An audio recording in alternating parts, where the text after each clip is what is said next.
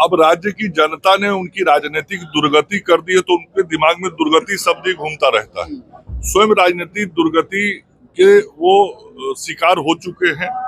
और मैंने पहले भी कहा है, फिर आज दोहरा रहा हूं कि इस बार जब विधानसभा के चुनाव के परिणाम आएंगे तो राष्ट्रीय जनता दल नामक राजनीतिक दुकान बिहार से बंद हो जाएगी।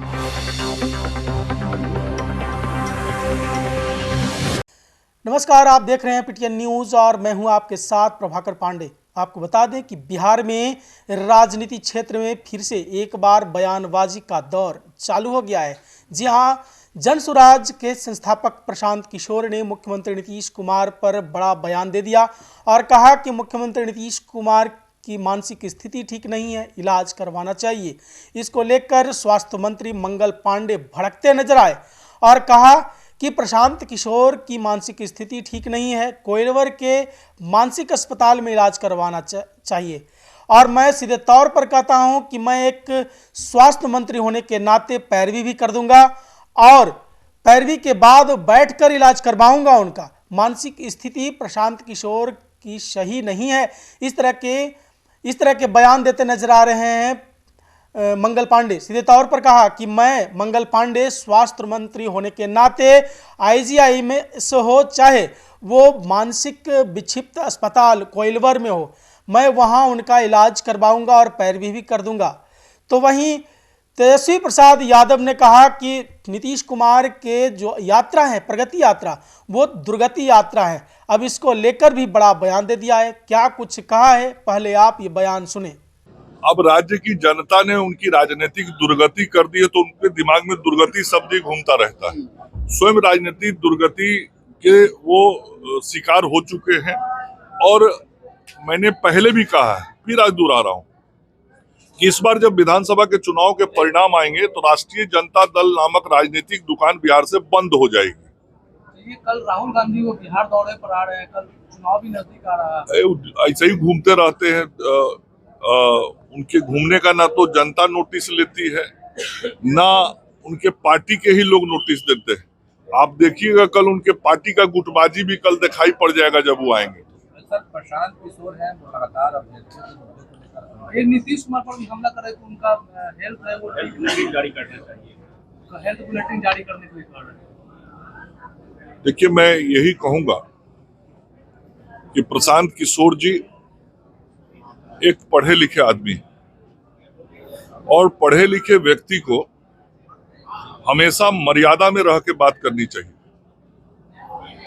मर्यादा का उल्लंघन, चाहे वह व्यवहार से हो या भाषा से हो, यह कतई शोभा नहीं देता है। और अमर्यादित व्यवहार और अमर्यादित भाषा का इस्तेमाल करने से व्यक्ति की स्वयं की प्रतिष्ठा गिरती है। प्रशांत किशोर जी को मालूम चल ही गया है विगत कुछ महीने में कि कहीं उनकी कुछ प्रतिष्ठा थी भी तो वो उनकी प्रतिष्ठा समाप्त हो चुकी है। और मैं बहुत जिम्मेवारी के साथ राज्य के स्वास्थ्य मंत्री के रूप में कहना चाहता हूं कि प्रशांत किशोर नारा लिखने वाले आदमी, मैं गवाह हूं, वो नारा लिखते थे, स्लोगन लिखते थे, यही काम था उनका। नारा और स्लोगन लिखने वाला व्यक्ति नौटंकी करके यदि नेता बनना चाहता है तो इसे बिहार की जनता तो एक तो स्वीकार नहीं करेगी। दूसरा, स्वास्थ्य मंत्री के रूप में मैं कहना चाहता हूं कि एक पढ़ा लिखा व्यक्ति यदि इस भाषा का प्रयोग कर रहा है तो निश्चित रूप से वह मानसिक रूप से कमजोर हुआ है। और मानसिक रूप से जो कमजोर होता है उसको मानसिक आरोग्यशाला में इलाज की जरूरत पड़ती है। मैं उन्हें आमंत्रित करता हूं अपने पास, वो आए, मैं उनको कोइलवर अस्पताल भेजूंगा। वहां हमारा बहुत अच्छा मानसिक आरोग्यशाला है। ये कुछ दिन जो उन्होंने उपवास का नाटक किया, मुझे लगता है कि इन कुछ दिनों में प्रशांत किशोर की शारीरिक और मानसिक स्थिति कमजोर हुई है।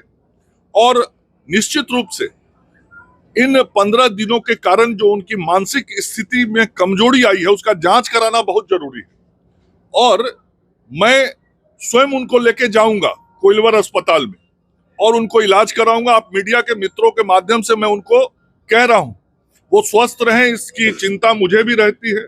मेरी भी कामना है कि वो स्वस्थ रहें, लेकिन जिस प्रकार का वो व्यवहार और भाषा का इस्तेमाल कर रहे हैं, बहुत साफ है कि वो मानसिक रूप से अस्वस्थ हो गए। स्वास्थ्य मंत्री मंगल पांडे जमकर निशाना साधा और सीधे तौर पर प्रशांत किशोर पर कहा कि उनको मानसिक स्थिति उनका भी सही नहीं है और उनका इलाज कोइलवर के मानसिक विक्षिप्त अस्पताल में करवा दिया जाएगा। तो वहीं तेजस्वी प्रसाद यादव को लेकर कहा कि दुर्गति उनके पार्टी की हो गई है और इस बार विधानसभा चुनाव है। इस चुनाव के बाद उनका दुर्गति ही नहीं, उनका यहां से मुक्ति भी हो जाएगा बिहार से। इस तरह के बयान देते नजर आ रहे हैं मंगल पांडे। और क्या कुछ कहा है मैंने आपको सुनाया। फिलहाल इस खबर में बस इतना ही। आगे के तमाम खबरों के लिए बने रहे मेरे साथ। वीडियो को लाइक करें, शेयर करें, चैनल को सब्सक्राइब करना ना भूलें। धन्यवाद।